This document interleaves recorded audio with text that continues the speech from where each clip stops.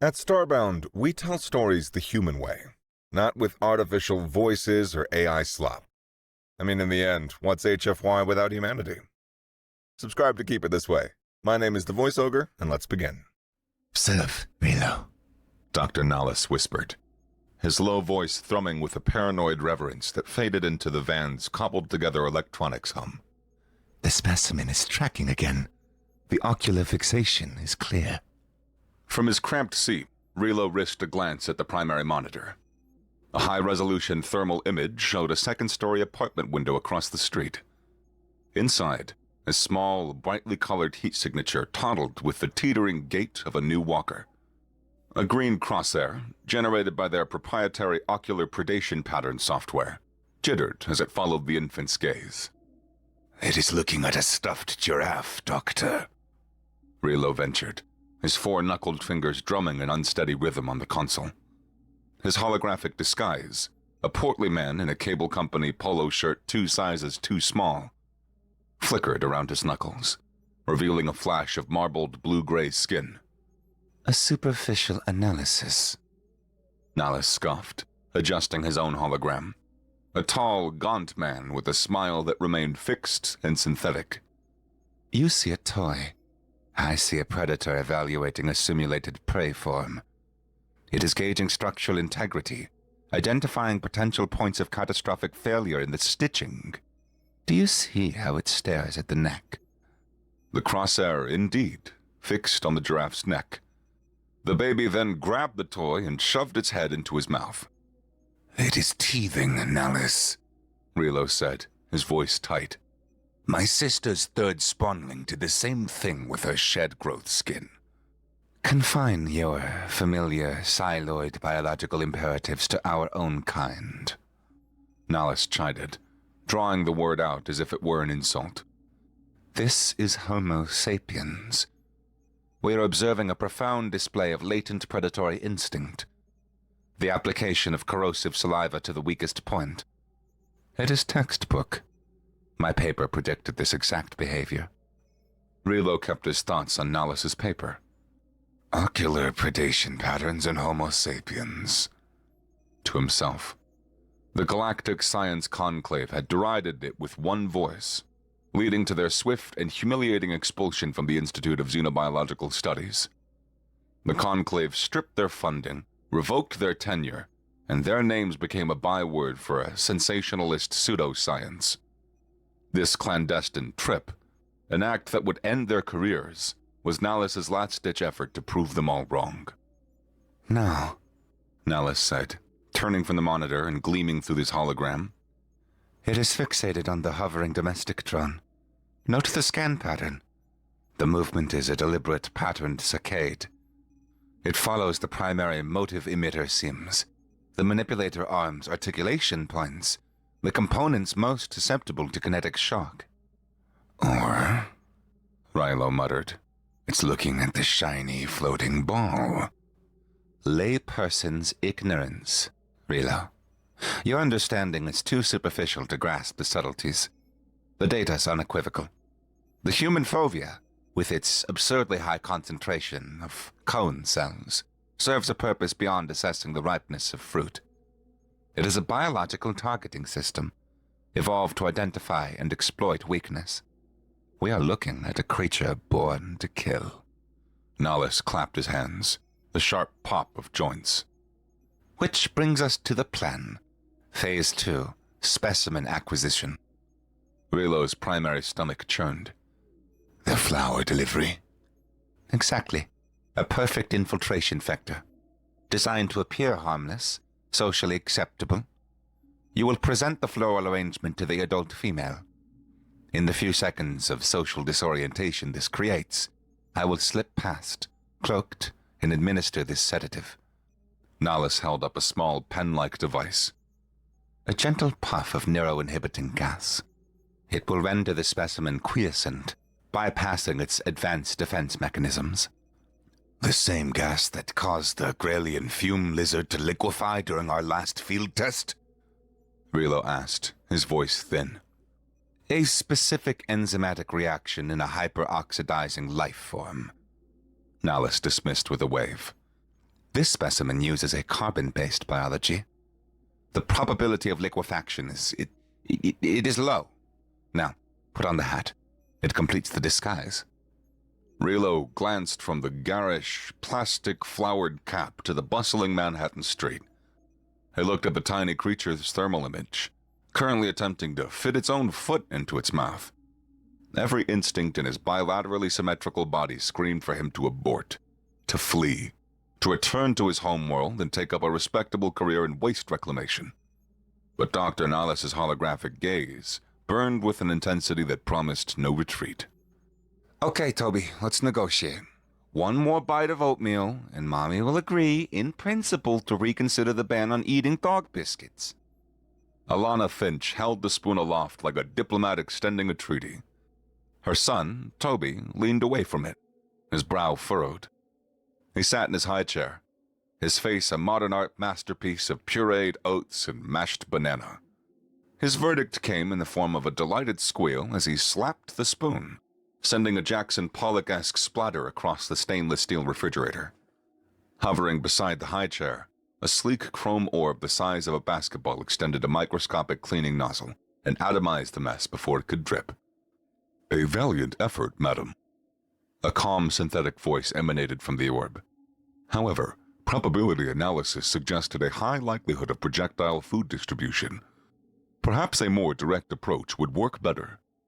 Later, Axiom, Alana said, wiping a fleck of oatmeal from her brow. Her husband, David, rushed into the kitchen, knotting his tie. "Did he eat?" David asked, kissing the top of Toby's head and dodging a sticky hand. He has absorbed the requisite calories through a process of osmosis, dermal application, and abstract expressionism, Alana replied. "Excellent.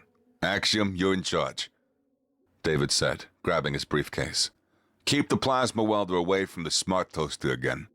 I know that it looks at you funny, but it is just a toaster." "The device exhibited aberrant heating patterns, sir. I took corrective action," Axiom stated, his blue optic lens swiveling to follow David. "The subject is secure. He currently focuses his capacity for mayhem on a stuffed giraffe." David laughed and kissed Alana. "I'll see you tonight." He was out the door with a quick goodbye. Alana sighed, turning back to her son, who was now systematically trying to unscrew one of his own ears. She scooped him up from the high chair, hugging him close. He carried the scent of milk, baby powder, and mischief. The doorbell chimed. "A floral delivery, madam," Axiom announced, hovering near the door. "Unexpected." Alana shifted Toby to her hip.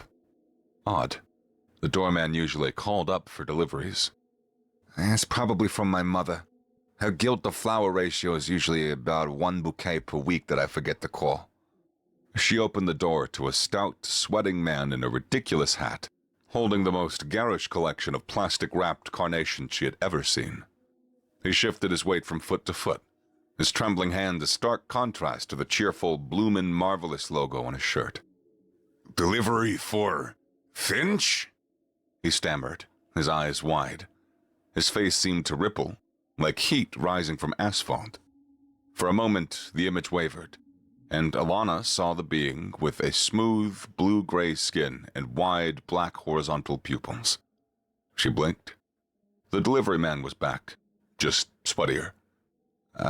Yeah, thanks," she said, momentarily distracted by the optical illusion. A blur of movement to her left, a faint scent of burnt wiring and cinnamon. A cloaked figure materialized beside her, tall and gaunt. She opened her mouth to scream as he aimed a small pen at Toby. A tiny puff of green gas shot out. Toby, thinking it was a game, giggled and batted the green cloud with a chubby hand. It drifted past him and enveloped a nearby fern, which instantly wilted, its fronds curling into blackened crisps. The gaunt man swore in a series of clicks and pops. He dropped the cloak and lunged, grabbing Toby from her arms. Alana's world narrowed to a single, primal scream. She raked her nails at the man, but he held her off with one arm, his grip unyielding.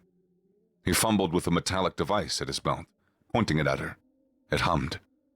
The delivery man dropped the flowers and pulled out a similar device. He aimed it at Axiom instead. A bolt of blue energy shot out, and the floating orb crashed to the floor, a dead weight of inert metal. "Catch the data sphere!"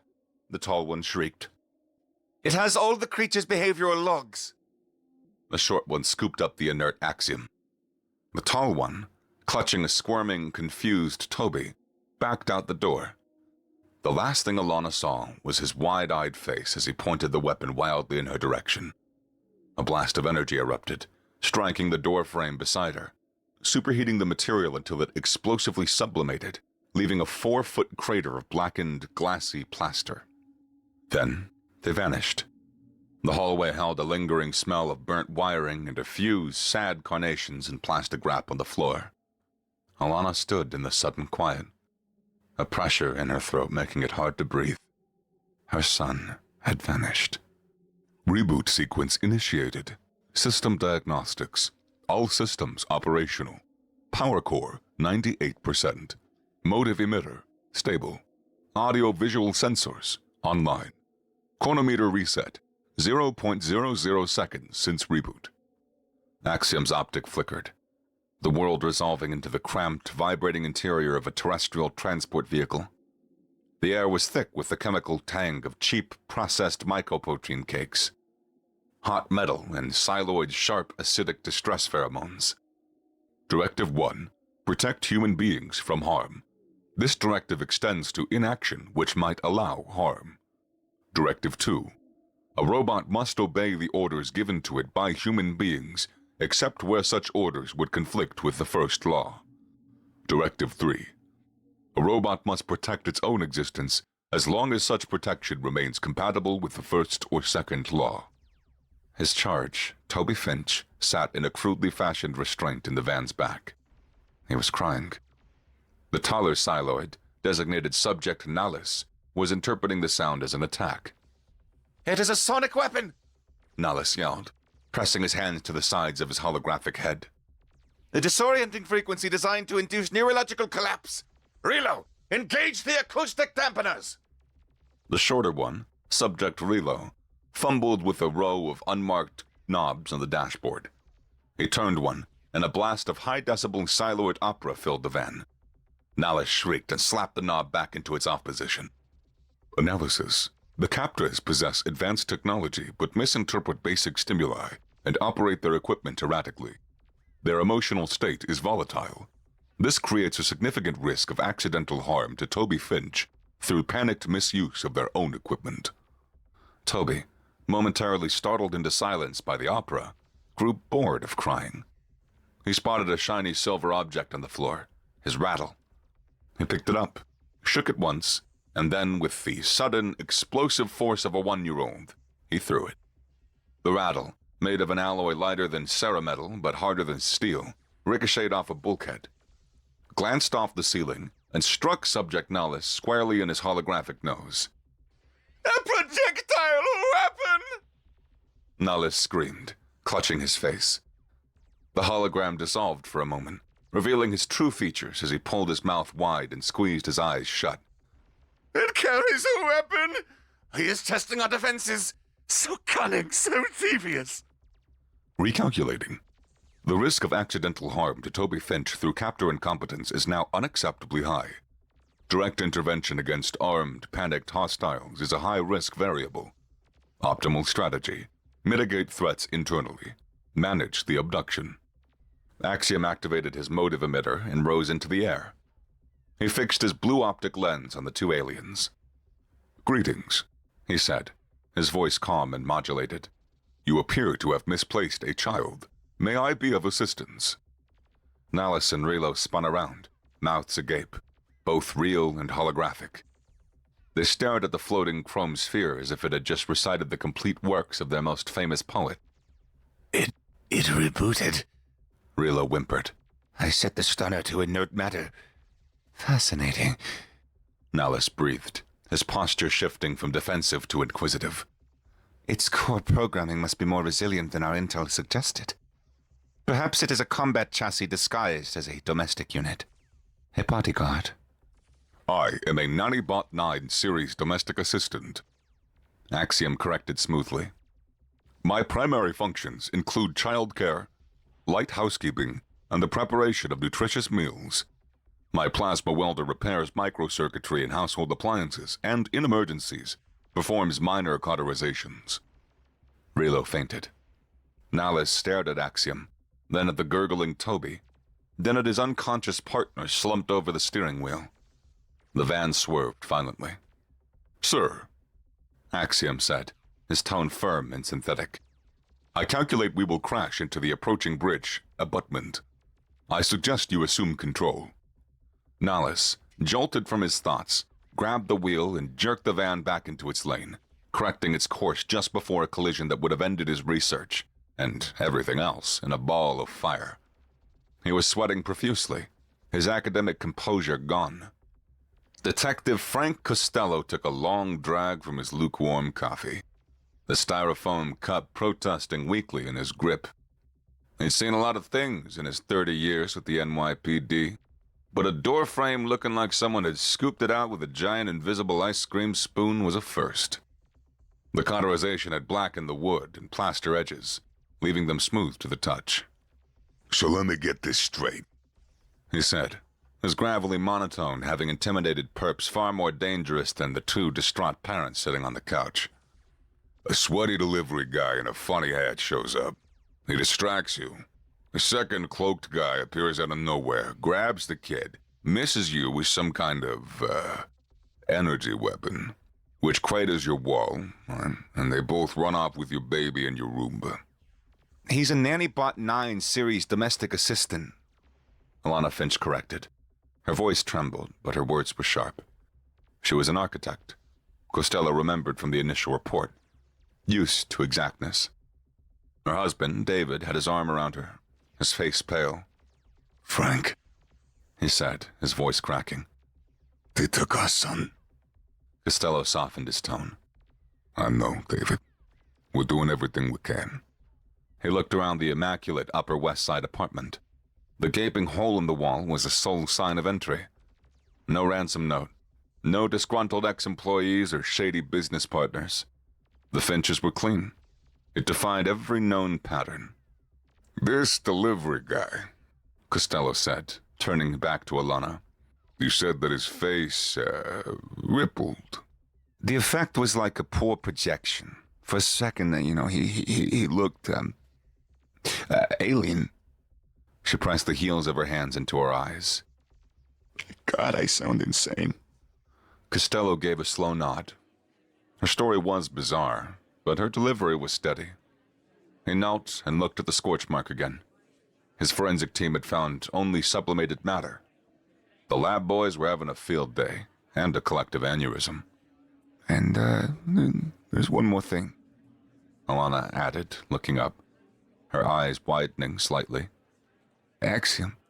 He has a tracker. It's a standard feature in his model. It's, for, situations like this. Costello stood up, his knee cracking in protest. A tracker? We're yet to activate it. It requires a warrant and a specific encrypted key from the manufacturer. It's a privacy feature. Costello pulled out his phone. Give me a judge. Wake up whoever you have to. And get the tech specs on the NannyBot 9. I want to know everything about this high-tech vacuum cleaner.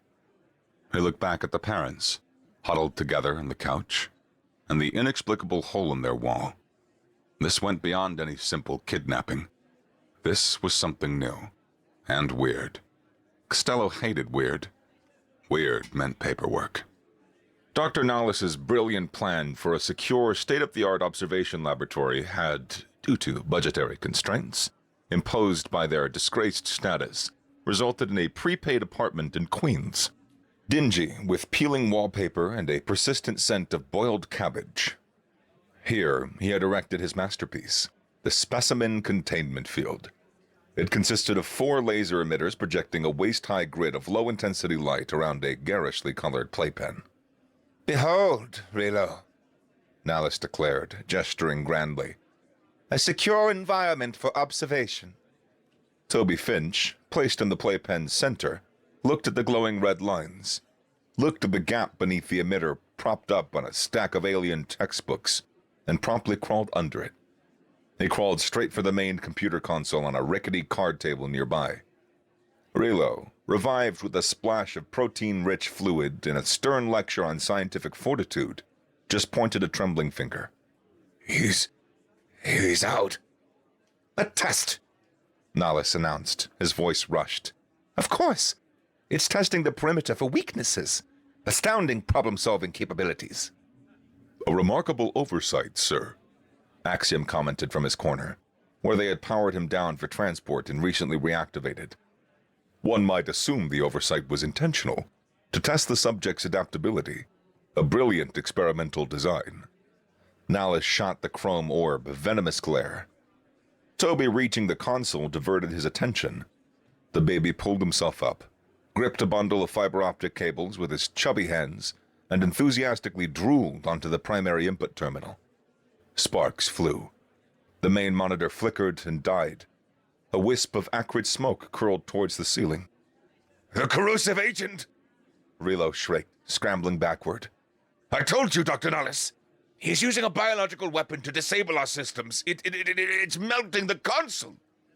It's just shorting out, Nahlis snapped, his voice pitching higher. He grabbed a cleaning cloth and frantically tried to wipe up the baby drool. It's merely creating a conductive medium. A temporary short circuit. Toby, delighted by the sparks, giggled and slapped the console, producing another, more impressive shower of electrical discharge. The lights in the apartment flickered and went out, plunging them into the emergency power cell's dim glow.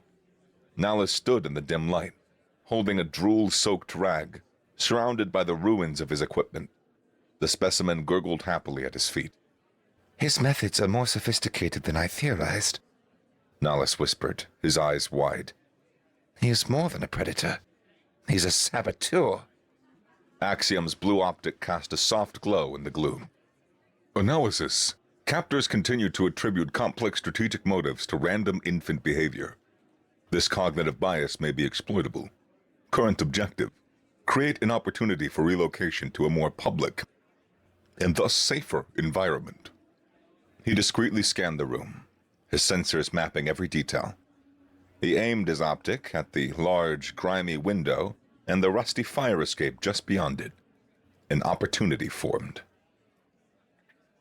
While Dr. Nahlis and a whimpering Relo attempted to reroute power from the ship-to-shore communicator to their fried computer console, a process made more difficult by Toby's insistence on helping by repeatedly unplugging the main power conduit, Axiom enacted his plan. He floated to the room's far side, near the window Nahlis had left open to vent the smoke. Toby, his attention span having reached its limit with the fascinating game of unplug the glowing cord, noticed the shiny object floating across the room. He crawled towards it. A change in tactics, Nahlis muttered, his focus on the mess of wires he was wrestling with. He's likely attempting the flanking maneuver. Relo, watch our rear. He's crawling towards the window, Doctor, Relo said, his voice a high-pitched whine. A feint, Nahlis declared confidently. He wants us to think he is attempting an escape, thus drawing our attention while his corrosive saliva continues its work on the console's motherboard. Resist the urge to fall for it. Toby reached the window. He pulled himself onto the sill, his small frame silhouetted against the dingy Queen's skyline. Axiom positioned himself just outside, a silent, hovering guardian. Toby looked at the pigeon cooing on the fire escape's railing, found it far more interesting than the two panicking aliens, and crawled out onto the rusty platform. Axiom followed, maintaining a distance of 18 inches from his charge. Safety analysis. The fire escape's structural integrity is compromised, but can support the subject's weight. Avian life form poses a low-level threat. Relo's voice went flat. Nahlis, the feint is fainting onto the platform. Nahlis looked up from the sparking conduit in his hand. He scanned the room, his eyes wide. The playpen was empty. The console was a smoking ruin. The baby had vanished. The specimen has vanished, he gasped. Relo made a small squeaking sound and collapsed in a heap. Oh, for the love of the great nebula, again? Nallis grumbled. He grabbed the canister of protein-rich fluid and splashed a generous amount on his partner's face. Relo sputtered back to consciousness. Where is it? He cried. Nallis pointed a trembling finger toward the open window. Outside, on the fire escape 4 stories above the hard concrete, Toby was trying to share his half-eaten rusk with a pigeon that cooed once, ruffled its feathers, and turned its back. Axiom hovered patiently beside him, his blue optic a steady beacon in the urban chaos. He's using the local fauna as a distraction. Nallis hissed, his eyes wide and unfocused. He has allies! The 2 aliens scrambled out of the window and onto the fire escape, their oddly jointed limbs making the old structure groan in protest. Their flickering holograms drew immediate stares from a group of teenagers on the sidewalk below. Detective Costello stared at the evidence bag on his desk. Inside was a child's rattle, silver, sleek, and, according to the preliminary lab report, made of an alloy that was lighter than cerametal but stronger than titanium. Forensics had also found a residue on the abandoned getaway van's dashboard, a complex, unidentifiable protein chain laced with cabbage. This case is a knot with no ends. Costello grumbled to his partner, Detective Mendoza. The bolo is out of the van, Mendoza said, sipping his own coffee. And we got a preliminary trace on Nannybot's tracker. The signal was weak, bounced off a couple of buildings, then vanished. Last ping was somewhere in Queens. Great. 1 signal in 40 square miles of concrete. The phone on his desk rang. The tech squad called. Costello. Yeah? Are you serious? He listened for a full minute, his eyebrows arching. All right. Keep me posted. He hung up. They got the tracker back online. It's moving. Mendoza stood up. Where to? That's the thing, Costello said, rubbing his temples. It's erratic. 1 minute it's at street level, the next it's pinging from the roof of a 5-story walk-up. Now it's back on the ground, moving west at about 1 mile per hour. He grabbed his coat. Tell him to get ready to roll. We're going after a kidnapping suspect who apparently crawls up walls and moves at the speed of a gentle stroll. Mendoza just shook his head. I'm telling you, Frank, it's aliens. Costello shot him a glare. You say that about every weird case. And one of these days, Mendoza said with a grin, I'm gonna be right. The fire escape led to an alley, which opened onto a street, which now bled into a bustling Queens street market. Dr. Nallis flinched from the cacophony of sights, sounds, and smells that threatened to overload his delicate psyloid sensibilities. The air was thick with the aroma of roasting meat, pungent spices, and unidentifiable human perfumes. A thick stew that clogged his respiratory filters. Stay focused, Relo, he ordered, trying to keep his eyes on the small, crawling figure weaving through the forest of legs ahead. The specimen is using the civilian population as cover. A classic guerrilla tactic. Their strange, loping walk and flickering disguises were making them stand out more than a siloed at a knitting circle. People were staring, pointing, and giving them a wide berth. Toby, oblivious, crawled happily on his mission. His mission, at that moment, was a string of glistening sausages hanging from a butcher's stall. He reached it, pulled himself up, and triumphantly grabbed the entire string. He's securing rations, Nallis narrated breathlessly into the micro-recorder into his wrist. Observe the incredible foresight. The strategic acquisition of high-protein sustenance for a prolonged evasion scenario. The butcher, a large man with a mustache that could double as a national park, took issue with the strategic acquisition. He burst from his stall, waving a meat cleaver and yelling at them in what Nallis's universal translator identified as deeply insulting Greek. As the butcher advanced, Axiom, who floated discreetly above the crowd, identified a new variable. A jostled vendor's cart, laden with precariously stacked pyramids of canned tomatoes, was now rolling down the street's slight incline, directly into Toby's path. Threat detected. Imminent collision probability high. Direct intervention would reveal my presence and capabilities. Indirect action required.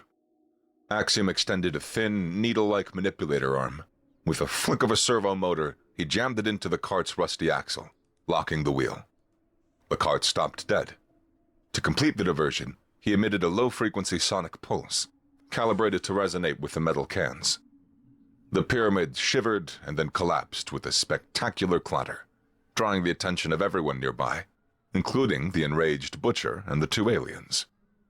In the confusion, Toby dropped the sausages, crawled under a table of knockoff handbags, and emerged on the other side, heading in an entirely new direction. Nahles and Rilo, having extricated themselves from the furious butcher with a hasty offering of several high-value credit chits, looked around wildly. He's vanished again? No, Nahles said, pointing a triumphant finger.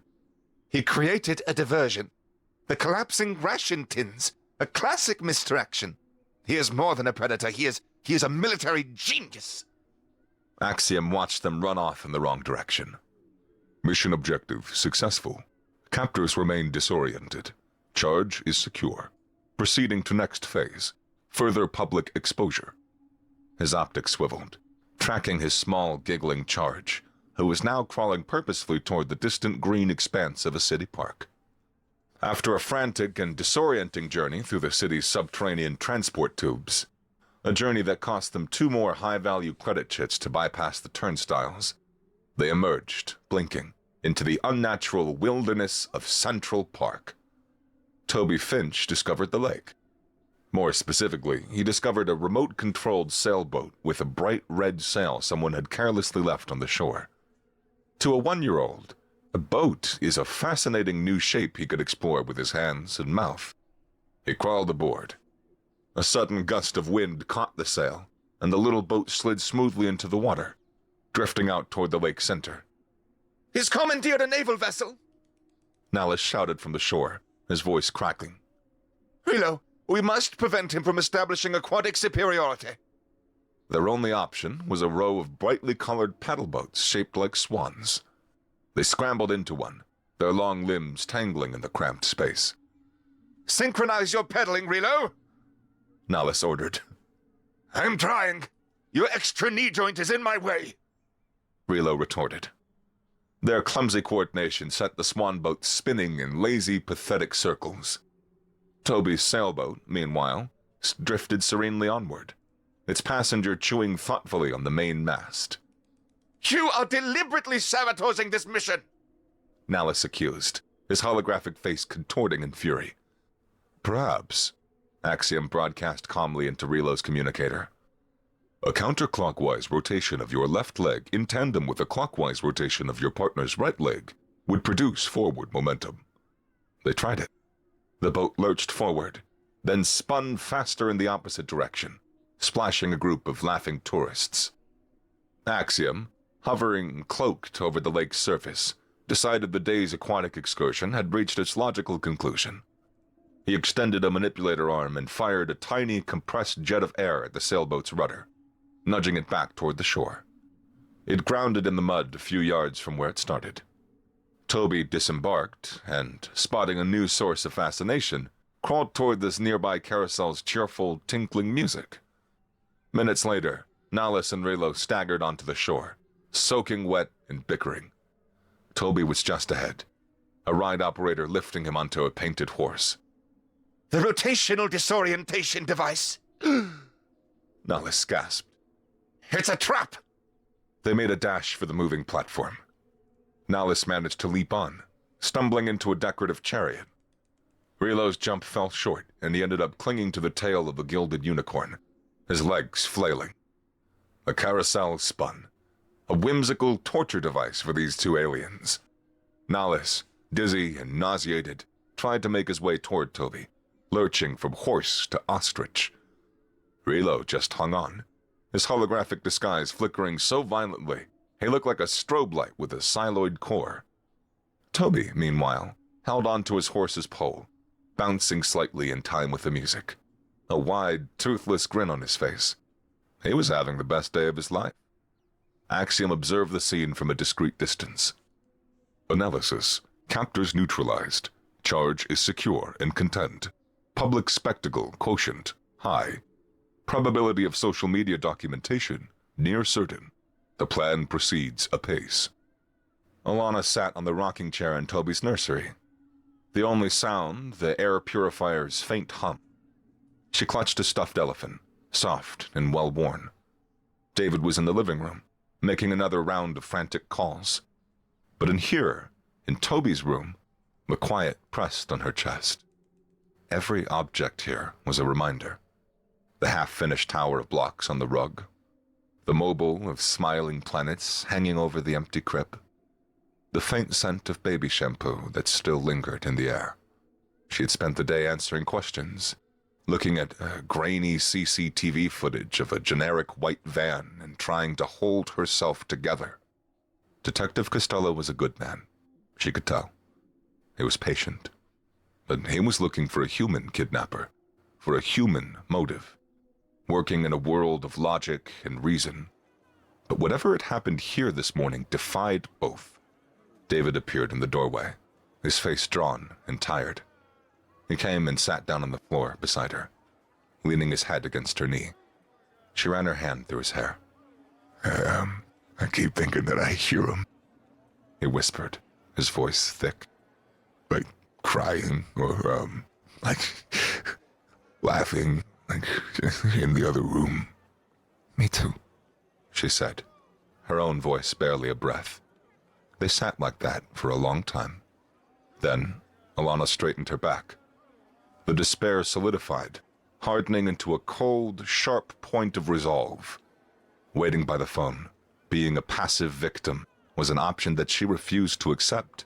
She was an architect. She built things. She solved problems. And this was the most important problem she had ever had to solve. She stood, her back straight, and walked to her office and opened her laptop. The police were looking for criminal patterns. She would look for patterns of weirdness. She opened a browser and searched Strange Lights NYC, Weird Figures Central Park, Man Falls Off Carousel. She would sift through every piece of digital noise in this city until she found the signal. She would find her son. The new hideout was an abandoned subway station deep beneath the city, a place of dripping water and scurrying rats.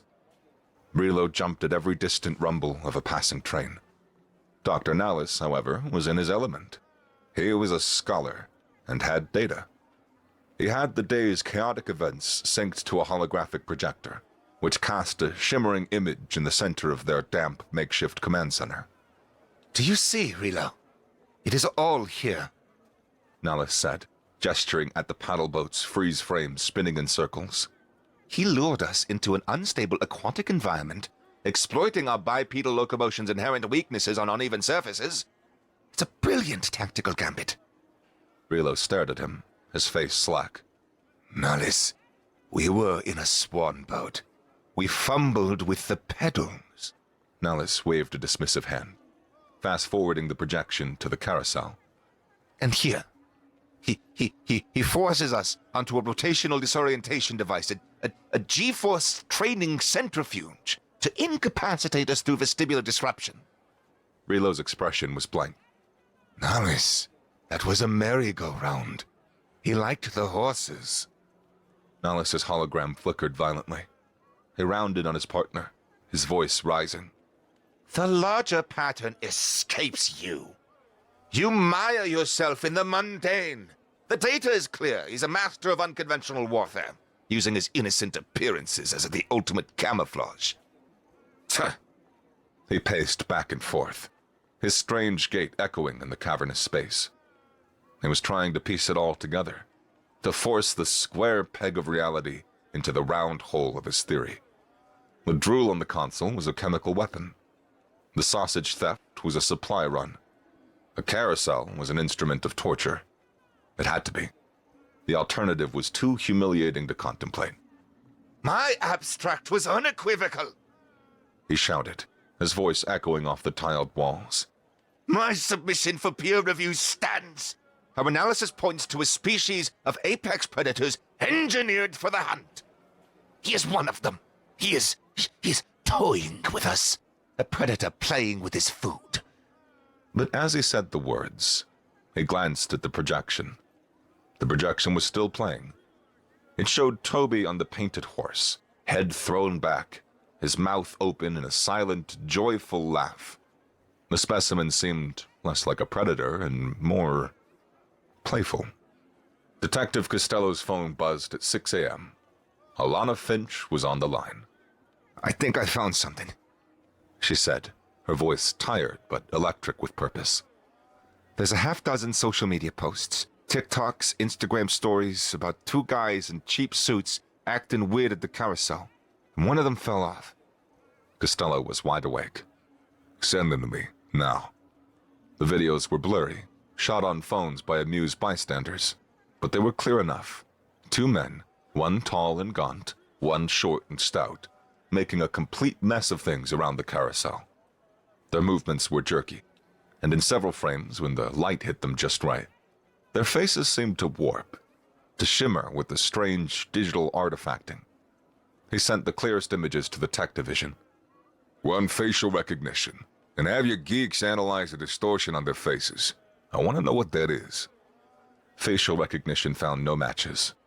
Their faces were absent from every database. But the image analysis report was another story. It's more than a lens flare, Detective. The tech specialist explained over the phone. It's like a projection. The software is flagging their faces as a generated image laid over something else. It's like a cheap deepfake, but in real time. Costello hung up, a cold knot forming in his stomach. Projections, craters in door frames, unidentifiable alloys. A tracker that moved up walls. Mendoza's joke about aliens felt plausible. His desk phone rang again. The tracking unit called. We've got it, Costello. A solid, steady ping. The signal stationary. Where? Costello demanded, already on his feet. Midtown. The signal strong, and it's high, way up. How high? A pause. This is unbelievable, Frank. It's coming from the Empire State Building's peak. Costello slammed the phone down. Mendoza, scramble every unit in a 10-block radius at 34th and 5th. Get me aviation and ESU. Go, go, go! He was dealing with something that had the means and the motive to take a child to the most iconic skyscraper summit, and their plan was a total mystery. Relo knew their mission would fail. He had known it from the moment Toby's rattle had struck Dr. Nallis in the nose. Every event since confirmed their impending failure in more elaborate ways. And now, this, the grand finale. It is the only remaining option, Dr. Nallis explained, his eyes hard and bright again. He had recovered from his moment of doubt and doubled down on his delusion. The data that we've collected is revolutionary. We must avoid having it confiscated. We must bypass the planetary quarantine and transmit our findings directly to the Galactic Science Conclave. From the top of a tourist attraction? Through their security? Relo asked weakly. They have scanners, fortifications. Our cloaking fields will be sufficient, Nallis said, unpacking a sleek tripod-mounted transmitter. They fool basic electronic sensors. Their metal detectors will register empty space. We will be ghosts. They had ascended through the building's crowded lower levels as shimmering heat blurs, their equipment imperceptible to the security scanners, and their forms ignored by the guards. They found a utility closet on the 85th floor to make their final preparations. Toby was awake in Relo's arms, happily babbling and pointing at the flashing lights on Nallis's equipment. He seemed perfectly content during their illegal ascent. Axiom floated beside them, his single optic lens glowing. He monitored their communications, analyzing their plan. The endgame was here. Threat analysis. Captors intend to create a high-energy electromagnetic broadcast. Proximity to the building's primary antenna poses a significant risk of electrical discharge and potential harm to Toby Finch. Mission failure for captors is a near certainty. The probability of collateral damage to my charge is significant, and therefore unacceptable. Axiom scanned the building schematics, which he had downloaded from the city's public network. He focused his optic on an external maintenance junction box for the antenna's primary power conduit.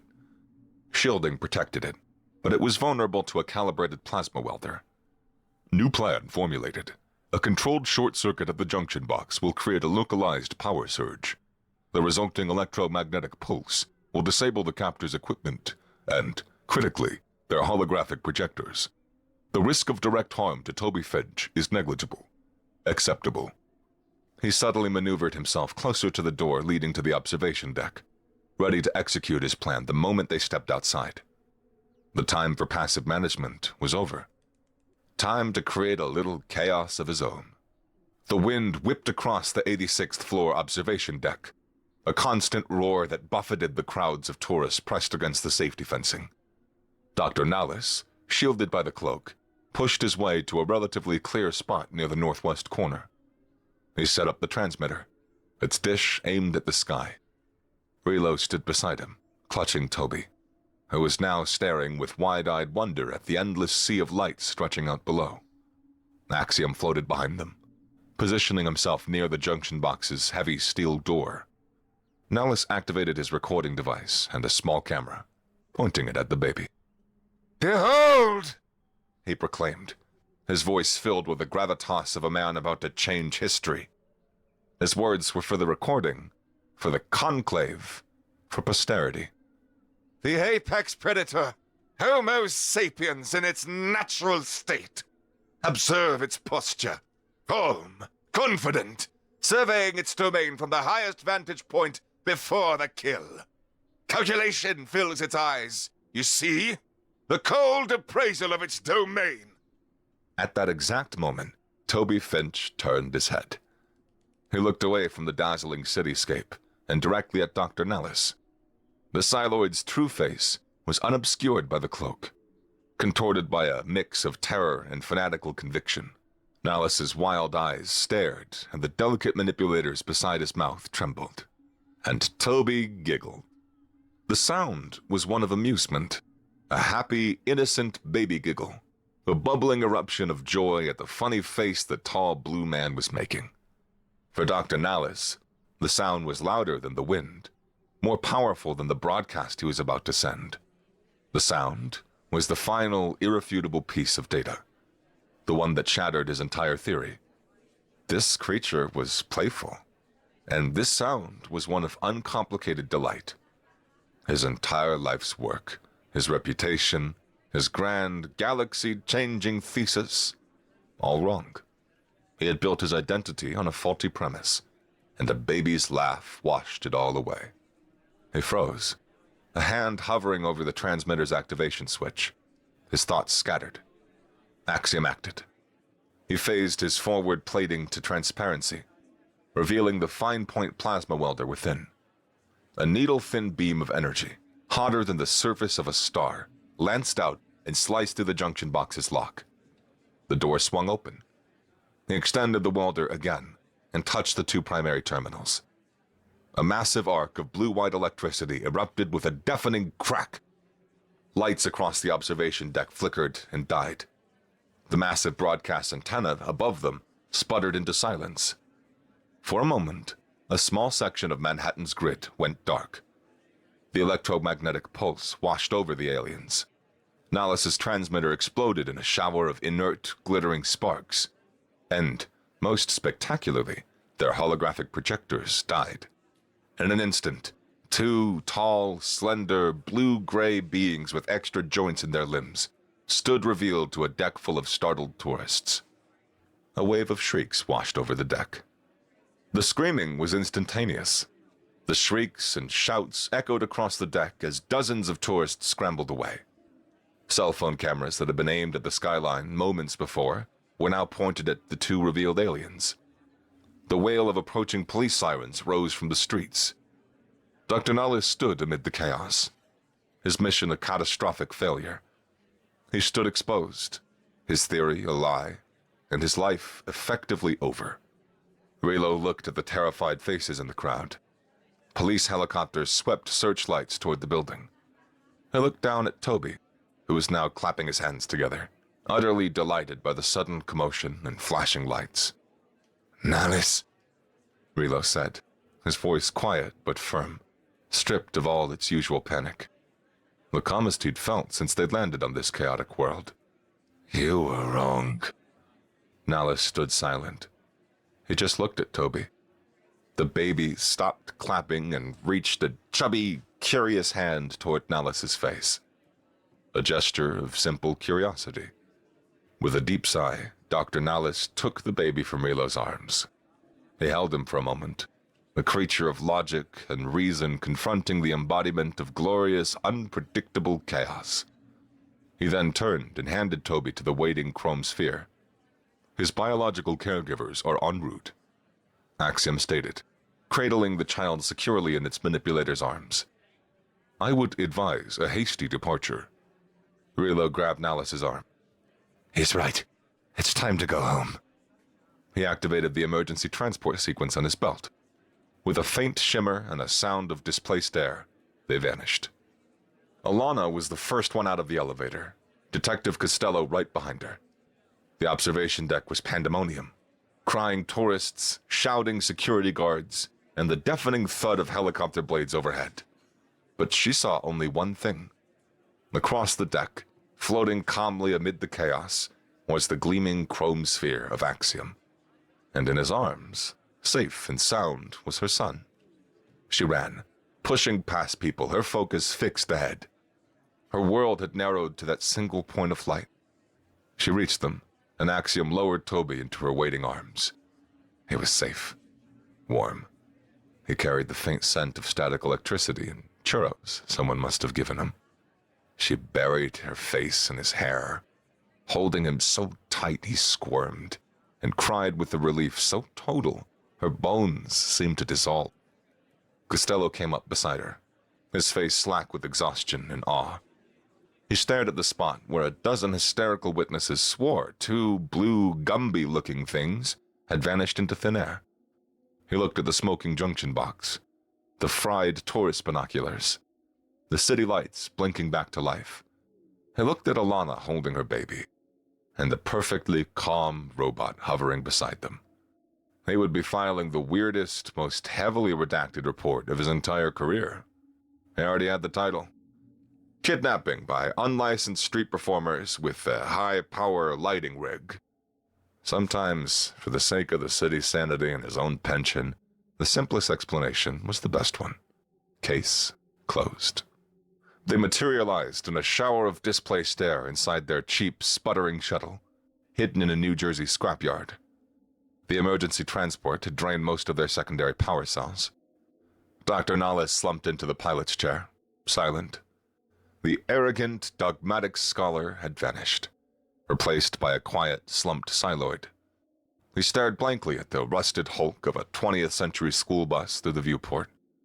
Rilo strapped himself into the co-pilot seat and ran a hand over the console, initiating the pre-flight sequence without hesitation. The engines whined to life. I have a new thesis, Rilo said into the cabin's quiet hum. Nalis stayed silent. My thesis is this, Rilo said, looking out at the distant lights of Manhattan. Our original theory was wrong. Humans are agents of chaos. They are a force of nature beyond our classification system. And we are profoundly, catastrophically stupid for thinking that we could ever understand them by watching one through a telescope. Dr. Nalis stared at the console for a long moment. Then he gave a single, slow nod, a silent concession. Rilo guided the shuttle up, its cheap cloaking field shimmering as it climbed through the atmosphere. As they breached the ionosphere, a final message flickered onto their main console. A masked routing signature showed it originated from somewhere on the planet they had just fled. The message was a single, repeating image, a grainy video of a terrestrial feline with markings on its fur, sitting at an electronic musical keyboard and ineptly pawing at the keys. Below it, a single sentence appeared in flawless, universal standard text. Welcome to the Internet. Rilo stared at the screen, a slow smile spreading across his face. Dr. Nalis just closed his eyes. The nanny-bot had had the last laugh. As they engaged the warp drive, and the scrapyard, the planet, and their careers vanished behind them, they were, for the first time, in complete agreement.